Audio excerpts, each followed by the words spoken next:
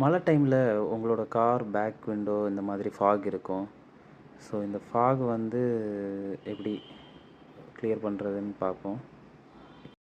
உங்களோட கார் டேஷ்போர்டில் இந்த மாதிரி ஒரு சிம்பிள் பார்த்துருப்பீங்க. டீஃப்ராஸ்ட் கொடுத்துருப்பாங்க. ஸோ ஒவ்வொரு காருக்கும் ஒவ்வொரு மாதிரி இருக்கும். அந்த மேக்ஸிமம் இந்த ஐகான் வந்து சேமாக தான் இருக்கும்.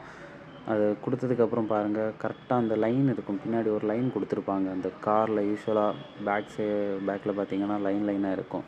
அந்த லைனில் இருந்து தான் ஹீட்டை வந்து இந்த ஃபாக் கொஞ்சம் கொஞ்சமாக அது வந்து ஆக்சுவலாக மறைஞ்சிட்டே இருக்குது. ஆக்சுவலாக ரொம்ப டைம் எடுக்காது. கொஞ்ச நேரம் ஆனாலே உங்களுக்கு வந்து அந்த சேஞ்சஸ் வந்து கொஞ்சம் கொஞ்சமாக தெரியும், விசிபிள் ஆகும். அந்த ஃபாக் எல்லாம் போனதுக்கப்புறமா விசிபிளாக இருக்கும் பேக்.